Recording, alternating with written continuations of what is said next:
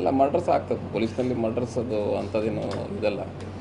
I think ನಾನು statistics ನೋಡಬೇಕು ಎಷ್ಟು ಮರ್ಡರ್ಸ್ಗಳಾಗ್ತಾ ಇದೆ ಅಂತ. ಬೆಂಗಳೂರಿನಲ್ಲಿ 220 ಮರ್ಡರ್ಗಳಾಗ್ತಾಯಿತ್ತು. ಇದು ದಕ್ಷಿಣ ಕನ್ನಡ ಜಿಲ್ಲೆ ಮತ್ತು ಈ ಕರಾವಳಿ ಪ್ರದೇಶಕ್ಕೆ ಪ್ರಥಮ ಬಾರಿ ಒಬ್ಬ ಪೊಲೀಸ್ ಅಧಿಕಾರಿಯಾಗಿ ಕೆಲಸ ನಿರ್ವಹಿಸಲು ಬಂದಿದ್ದೇನೆ. ಈ ಕರಾವಳಿ ಪ್ರದೇಶದಲ್ಲಿ ಕೆಲಸ ಮಾಡೋದು ಒಂದು ಅತ್ಯಂತ ಮಹತ್ವದ ಜವಾಬ್ದಾರಿ ಅಂತ ನಾನು ಭಾವಿಸಿದ್ದೇನೆ ಮತ್ತು ಈ ಜವಾಬ್ದಾರಿಯನ್ನು ಸಮರ್ಥವಾಗಿ ನಿಭಾಯಿಸ್ತಕ್ಕಂಥ ಒಂದು ಇಚ್ಛಾಶಕ್ತಿಯಿಂದ ನಾನು ಬಂದಿದ್ದೇನೆ. ಜನರ ಸಹಕಾರ ಮತ್ತು ನಿಮ್ಮೆಲ್ಲರ ಸಹಕಾರ ಇದಕ್ಕೆ ದೊರೆತಿದೆ ಅಂತ ನಾನು ಆಶಿಸ್ತಾ ಇದ್ದೇನೆ. ನಕ್ಸಲ್ ಮೂವ್ಮೆಂಟ್ ಬಗ್ಗೆ ಇನ್ನೂ ನಾನು ಹೆಚ್ಚಿನ ಒಂದು ಅಲ್ಲಿ ಅಧಿಕಾರಿಗಳ ಜೊತೆ ಅಲ್ಲಿ ಸ್ಥಳಕ್ಕೆ ಭೇಟಿ ಕೊಟ್ಟು ಅಲ್ಲಿಯ ಹಿರಿಯ ಅಧಿಕಾರಿಗಳ ಜೊತೆ ಚರ್ಚೆ ಮಾಡಿದ ನಂತರ ನಾವು ತೆಗೆದುಕೊಳ್ಳಬೇಕಾದಂಥ ಇಲ್ಲಿವರೆಗೆ ತೆಗೆದುಕೊಂಡಂಥ ಕ್ರಮಗಳೇನು, ಇನ್ನು ಮುಂದೆ ನಾವು ತೆಗೆದುಕೊಳ್ಳಬೇಕಾದದ್ದೇನು ಅನ್ನೋದ್ರ ಬಗ್ಗೆ ಒಂದು ಅವಲೋಕನ ಮಾಡಿ ನಂತರ ನಾನು ನಿಮ್ಗೆ ಹೇಳ್ಬೋದು ಆ ಪರಿಸ್ಥಿತಿ ಬಗ್ಗೆ.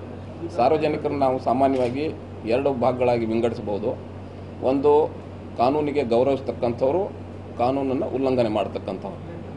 ಕಾನೂನನ್ನು ಯಾರು ಗೌರವಿಸ್ತಾರೆ ಅವರಿಗೆ ಸೂಕ್ತವಾದಂಥ ಗೌರವವನ್ನು ರಕ್ಷಣೆಯನ್ನು ಕೊಡಲಾಗುವುದು. ಕಾನೂನನ್ನು ಯಾರು ಉಲ್ಲಂಘಿಸ್ತಾರೆ ಅವರಿಗೆ ನಿಷ್ಪಕ್ಷಪಾತವಾಗಿ ನಿರ್ದಾಕ್ಷಿಣ್ಯವಾಗಿ ಅವ್ರ ಮೇಲೆ ಕಠಿಣ ಕ್ರಮವನ್ನು ತೆಗೆದುಕೊಳ್ಳಲಾಗುವುದು.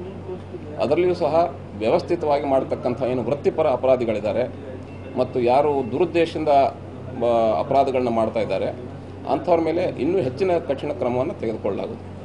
ಮತ್ತು ಈ ಭೂತಕ ಪಾತಕಿಗಳೇನಿದ್ದಾರೆ ಅವರನ್ನು ನಾವು ಎದುರಿಸಲು ಸದಾ ಸಿದ್ಧರಾಗಿದ್ದೇವೆ. ನಮ್ಮ ಅಧಿಕಾರಿಗಳು ಮತ್ತು ಸಿಬ್ಬಂದಿಯವರು ಎಲ್ಲರೂ ಸಹ ಒಂದಾಗಿ ಕೆಲಸ ಮಾಡ್ತೇವೆ ಮತ್ತು ಬಹುಶಃ ಅವರನ್ನು ಈ ಪ್ರದೇಶದಲ್ಲಿ ಅವರ ಚಟುವಟಿಕೆಯನ್ನು ಸಂಪೂರ್ಣವಾಗಿ ನಿಯಂತ್ರಣದಲ್ಲಿ ಇಡಲಾಗುತ್ತೆ. ಭಯೋತ್ಪಾದನೆ ಅದೊಂದು ದೊಡ್ಡ ಶಾಪ. ಅದು ನಾವು ಆ ಭಯೋತ್ಪಾದನೆಯನ್ನು ಅತ್ಯಂತ ಸಮರ್ಥ ರೀತಿಯಲ್ಲಿ ಎದುರಿಸಲು ನಮ್ಮ ಅಧಿಕಾರಿ ಮತ್ತು ಸಿಬ್ಬಂದಿ ಪಡೆಯನ್ನು ಸನ್ನದ್ಧರನ್ನಾಗಿ ಮಾಡಲಾಗುವುದು ಮತ್ತು ಅದರಲ್ಲಿ ಯಾವ ಒಂದು ಹೊಂದಾಣಿಕೆ ಅಥವಾ ಯಾವುದೇ ಒಂದು ಮೃದು ಧೋರಣೆ ಅದರ ಬಗ್ಗೆ ನಾವು ತಡೆಯೋದಕ್ಕೆ ಸಾಧ್ಯವೇ ಇಲ್ಲ.